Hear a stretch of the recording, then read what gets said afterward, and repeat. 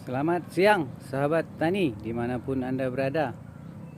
Hari ini kita akan mereview salah satu tanaman yang sangat digandrungi oleh masyarakat pada saat ini, yaitu buah rambutan. Nah, ini adalah salah satu contoh tanaman buah rambutan yang sudah berusia 1 tahun. Nah, di sini kita akan mereview 3 jenis bibit tanaman pada komoditi rambutan. Nah, ini adalah jenis bibit tanaman rambutan yang sering disebut oleh para konsumen. Ini adalah rambutan jenis belerang. Nah, kita akan mereview 3 jenis bibit daripada spesifikasi tanaman buah rambutan ini. Nah, pertama, apabila Anda ingin menanam tanaman rambutan seperti ini, maka hal yang terpenting untuk ditanyakan adalah apakah jenis bibit tersebut berasal dari okulasi, cangkokan, ataupun dari biji. Nah, ketiga jenis bibit ini memiliki spesifikasi dan keunggulan yang berbeda. Nah, di sini saya akan sampaikan 3 hal faktor pembedanya di antara bibit tersebut secara ringkas dan padat. 1. Bibit yang berasal dari biji. Apabila bibit yang berasal dari biji dan indukan yang asli, maka rentang waktu pada tanaman itu untuk menghasilkan buah akan lebih panjang, dan biasanya pohon daripada tanaman yang berasal dari biji lebih memiliki size batang yang lebih besar dan bercabang lebih banyak seperti induk aslinya. Nah, yang kedua, buahnya juga lebat dan rasa daripada buah itu tidak jauh berbeda daripada tanaman indukan. Dan yang kedua, bibit yang berasal dari cangkok. Nah, bibit yang berasal dari cangkok itu biasanya lebih cepat berbuah, dan pohon pada tanaman yang berasal dari cangkok itu akan lebih bersaiz mini dan lebih kecil, sehingga dia mudah untuk dibonsai, tidak memiliki pohon yang tinggi tetapi sudah menghasilkan buah yang banyak dan cepat. Nah, ini adalah salah satu contoh bibit dari cangkokan yang ada di video ini. Nah, ini juga salah satu contoh bibit yang berasal dari cangkokan. Bibit cangkokan ini biasanya lebih cepat berbuah dan tidak memiliki batang yang terlalu besar dan cabang yang banyak, sehingga mudah untuk dipetik sewaktu berbuah nanti. Nah, review yang ketiga adalah bibit yang berasal dari okulasi. Nah, bibit yang berasal dari okulasi adalah bibit yang berjenis varian yang berbeda, sehingga menghasilkan 2 varietas dalam satu batang.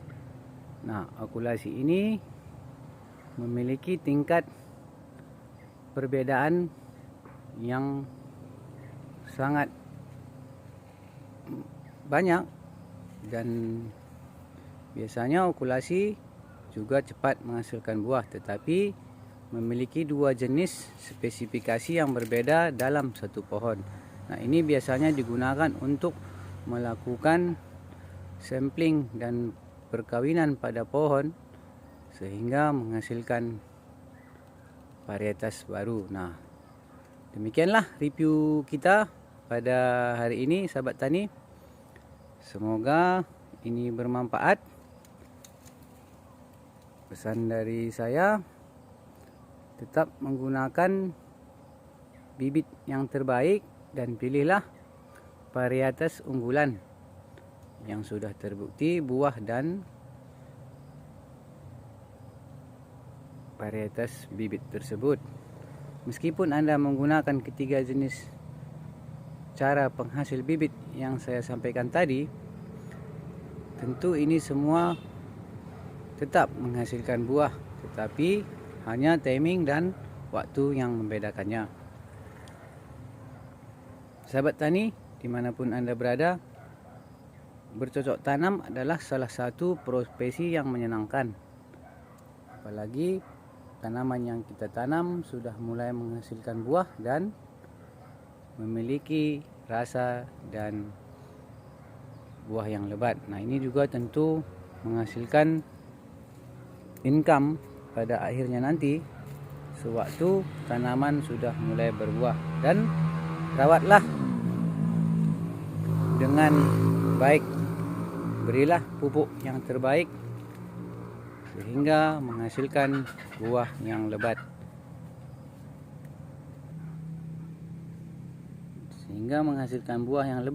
dan memiliki banyak keanekaragaman buah dan hayati pada tanaman di perkebunan kita. Nah, meskipun begitu, beberapa jenis spesifikasi tanaman rambutan atau yang sering kita sebut dengan bahasa daerah rambutan belerang yang sangat terkenal dari wilayah Binjai, ini juga memiliki spesifikasi tersendiri yang banyak disukai oleh para konsumen. Sahabat tani, menggunakan ketiga bibit tersebut tentu memiliki perbedaan-perbedaan. Nah, seperti yang saya sampaikan tadi, ada yang memiliki rentan waktu yang cukup lama untuk menghasilkan buah, tetapi ada juga cara untuk menghasilkan bibit dengan cepat berbuah, yaitu seperti yang saya sebutkan tadi, melalui proses cangkok. Nah, proses cangkok ini biasanya lebih cepat berbuah dan memiliki pohon yang lebih mini, dan juga beberapa petani menggunakan sistem cangkok ini untuk ditanam di area polybed ataupun di depan pekarangan rumah. Nah, biasanya ini sangat menguntungkan karena durasi tanam yang pendek tetapi sudah bisa menghasilkan buah. Nah, untuk pemupukannya sendiri, saya sarankan menggunakan pupuk kompos sebelum berusia 1 tahun tanam apabila tanaman itu berasal dari cangkok. Nah, ketika sudah berusia 1 tanam cangkok, maka berilah pupuk NPK, dan suplemen tambahannya itu boleh melalui pupuk kompos. Nah, pupuk kompos yang baik adalah pupuk kompos yang berasal dari unggas, dan juga boleh dilakukan dengan pupuk kompos buatan. Nah, ini ya pohon yang sudah mulai berkembang dan ini sudah pernah berbuah, tetapi hanya beberapa biji saja karena ini belum waktunya musim pembungaan pada tanaman rambutan. Nah, ini adalah sahabat tani. Nah, jika ini kemungkinan nanti akan berbuah di bulan 6 nanti, pada bulan Juni sampai bulan Agustus. Nah, biasanya bunganya datang pada pucuk seperti ini. Nah, terima kasih sahabat tani sudah mau untuk melihat apa yang kita review pada hari ini. Semoga bermanfaat. Pesan dari kami adalah menanam lebih lama daripada menunggu untuk berbuah. Terima kasih atas dukungan dan partisipasi kepada channel ini. Saya akhiri. Selamat siang dan sampai jumpa.